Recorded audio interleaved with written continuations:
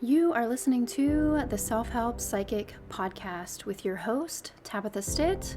I am a psychic medium, licensed school teacher, and I'm here to provide you with messages from the universe, spirit, source, whatever you'd like to call this higher guiding power. Your soul's purpose is here happening right now. Are you aligned or misaligned?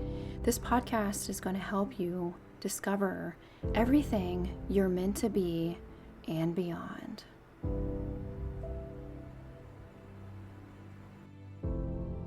The only thing I can think about is this raw feeling that keeps coming up. And that's what we're going to talk about today. I am feeling bummed, sad, numb. Did I already mention that? In a way, I feel like I'm disrespecting the situation because it feels too early to talk about it. And maybe I won't even post this. You see, things appear one way from one perspective. And yet from another perspective, they're completely different, as if it's an entirely different situation. I'm resisting recording this podcast as I'm just blankly staring to the other side of my living room.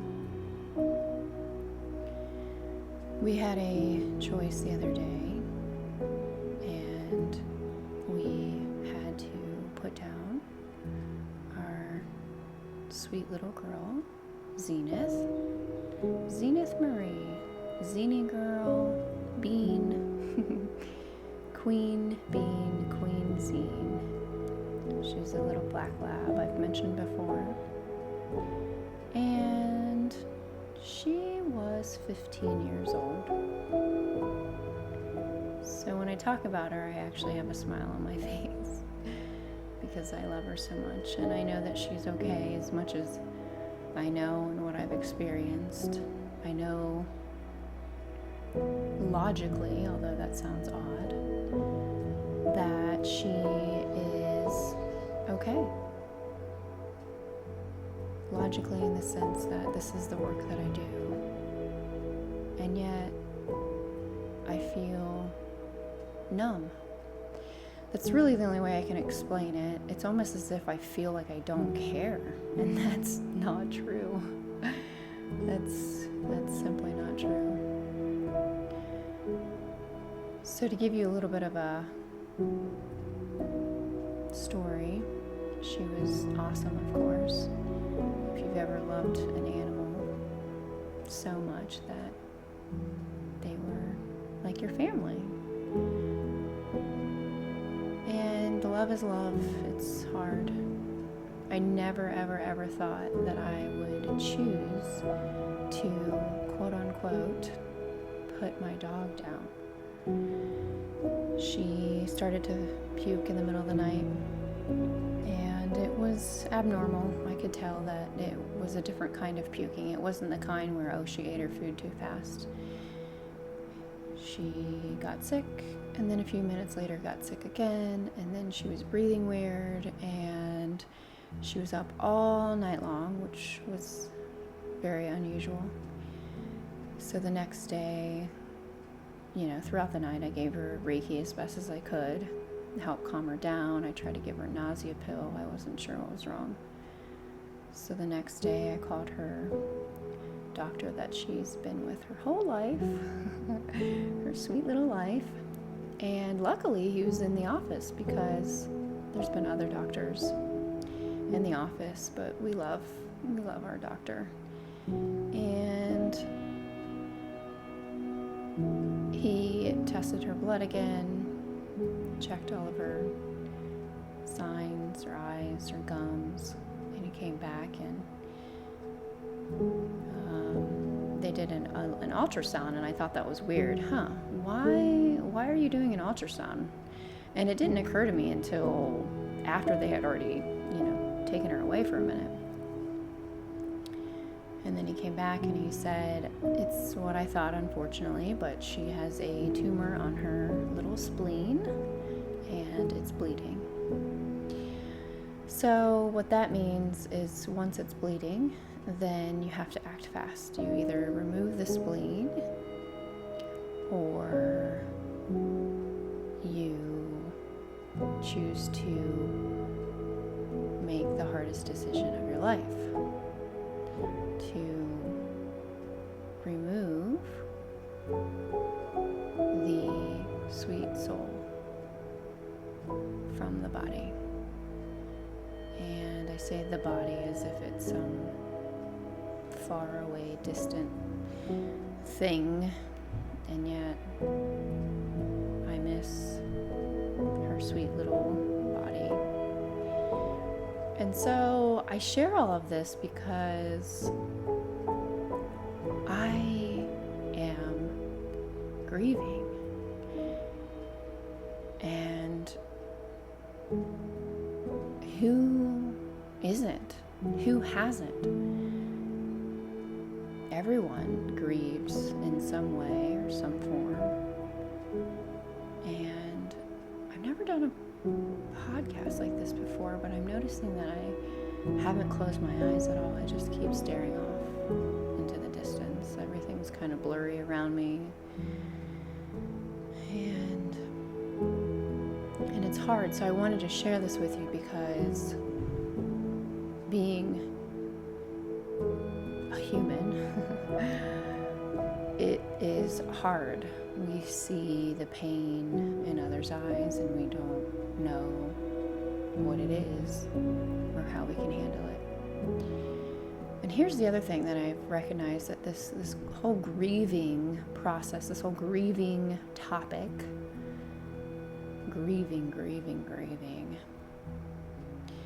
it doesn't just come when someone dies.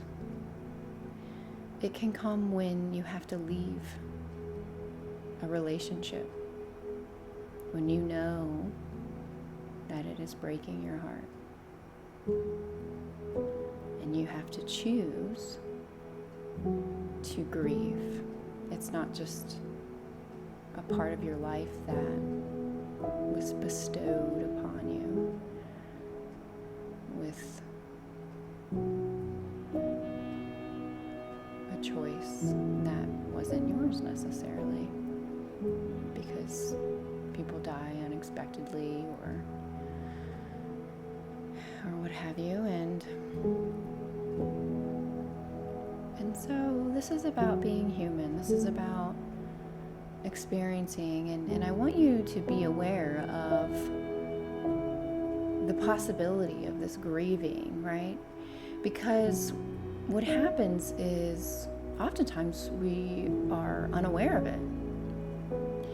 We're unaware that it's happening, or we're unaware of the different phases that they call it that we may go through. I discovered that numbing is one of them. When I was younger in high school, I went through a pretty traumatic experience, and I remember telling my best friend, I just feel numb, I feel numb. And I never knew it until now, 20 years later, that I was grieving of a relationship that I felt I was losing, the most significant relationship. And I didn't end up losing that. I ended up getting it back, but that's a different story. So here we are, experiencing these numbing, horrific feelings that we must go through. But I guess there is, what do they say, light at the end of the tunnel, that ironically, this pain is healing. It is healing. That is the message that I've received. And this entire episode has come through me. In other words, I'm not channeling. I'm not in a light trance channel, but perhaps I'm receiving this information somehow through spirit, through God. I was resistant, but I hope that you are still enjoying this. I know it's perhaps a little dull, but what do you do in these moments? How do you know that you won't somehow choose to stop yourself from moving forward? It's because you look at what is meaningful to you. How or why is this happening? Why do you have to experience grieving? Why do you have to let something go that you love so much? Why? That I don't even know the word, and my brain's not even functioning. So if you are experiencing anything like this, you know that this too shall pass, is what I'm hearing now. This too shall pass. Meaning we have gone through tough things in our lives, and we will get back on track. And as I mention this, I feel I want to cry.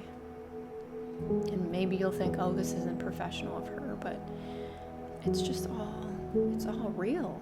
You know, it's like, who are we kidding? Why are we trying to present ourselves as perfect? Why do we put off this fake or skewed ideal of who we are? I think that the more that we are real with what we're feeling and honest, even with ourselves or with someone else, to talk to someone, the more that we will heal and feel this sense of acceptance. We will be aware that this physical world that we're in is not the end. This is truly an experience. We somehow have chosen to be here.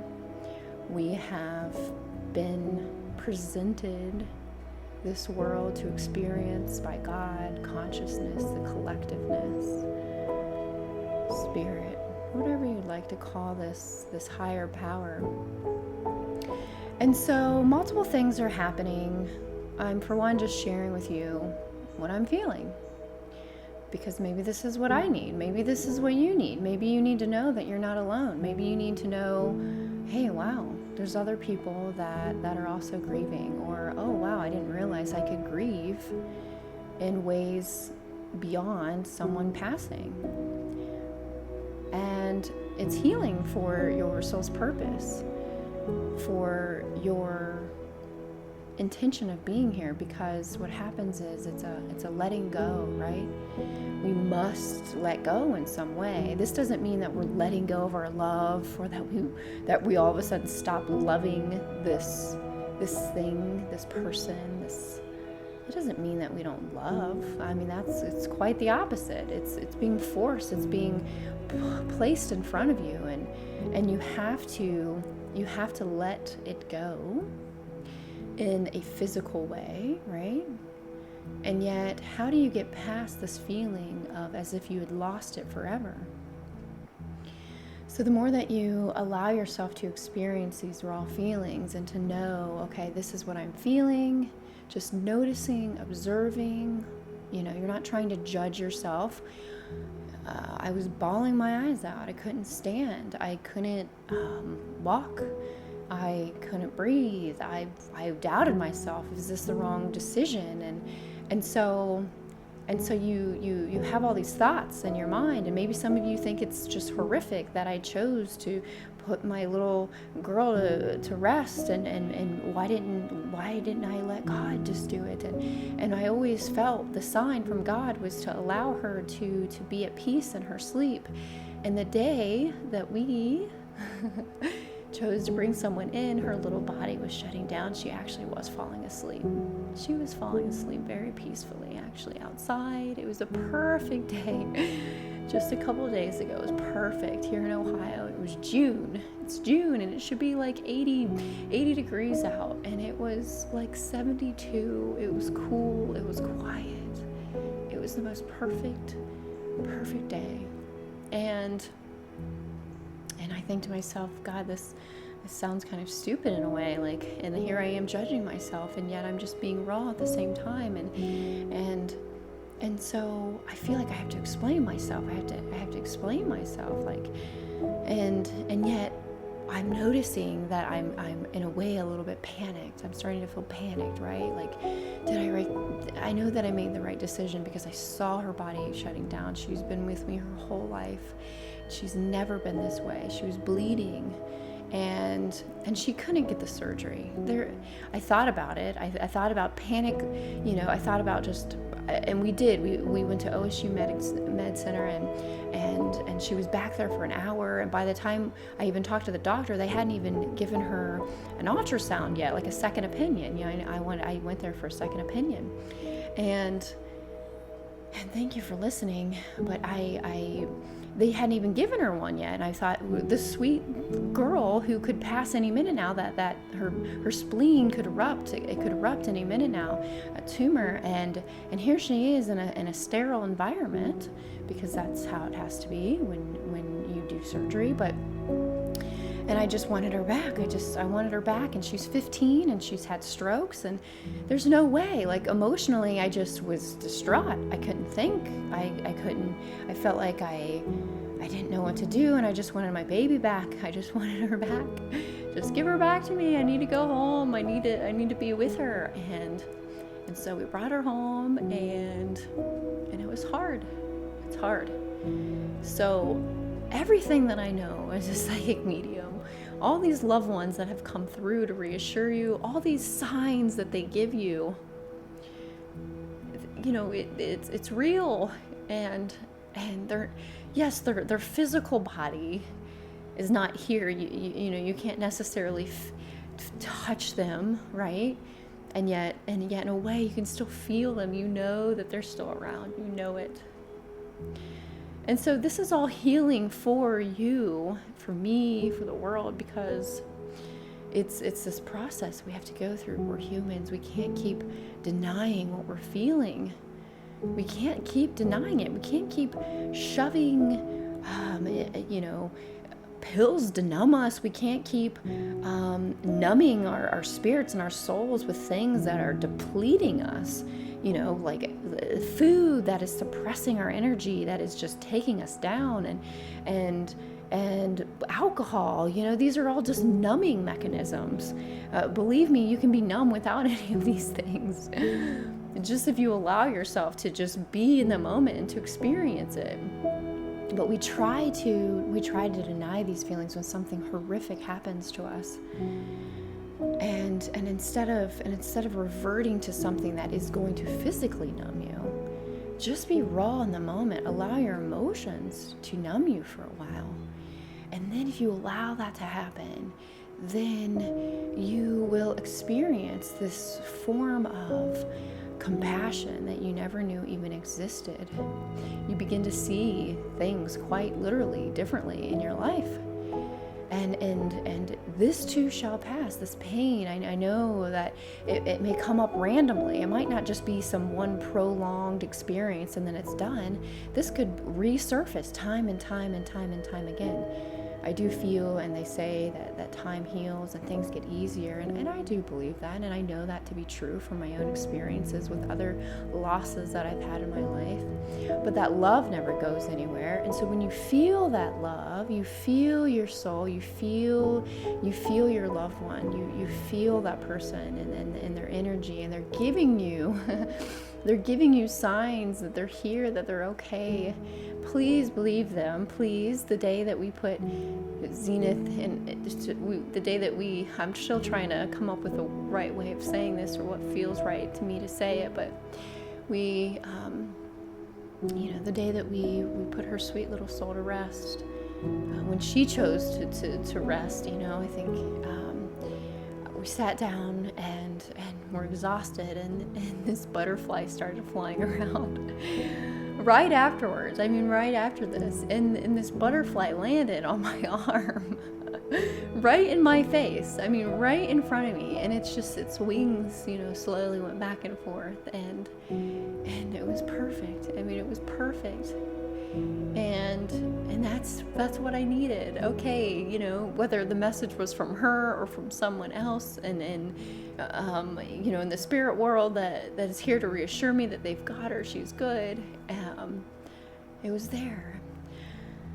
And so I think this is good for now. Thank you for listening, and just know you're not alone, and I hope that gives you some sort of reassurance or comfort. And to please reach out to someone, or if you feel like you need alone time, that's okay too. And don't feel guilty if there's a day or a few hours or even a few minutes that goes by that you haven't thought about that person or that situation, because that's part of it too. You have to find this acceptance in the entire experience, and the entire whirlwind of this is what's happening, right? We can be so hard on ourselves, but that's not really helpful either. You are to allow yourself to experience whatever the hell it is that you're feeling. And I'm not saying, to be in a rage where you're physically reacting out unhealthily, but instead allow yourself to experience perhaps even rage in a healthy way. Get out anger. Are you experiencing anger? That's part of it too. Are you experiencing denial? Are you experiencing this could last for years or minutes, all of this. But be aware of it, please be aware of it, and to give yourself the chance to recognize the strength and your power and the love that you have, because no matter what you're experiencing, it all comes down to love. You just love that person. You love whatever it is that you feel that you've lost or that you're losing. And so, healing to you. I send you healing. I send you healing. I send you healing. And that's it. That's it for now. Thank you for being with me. Thank you for listening to my story in this moment, because this was healing for me, and this was healing for my sweet Zini girl, who I know she's okay. I know she's okay. I know she's okay.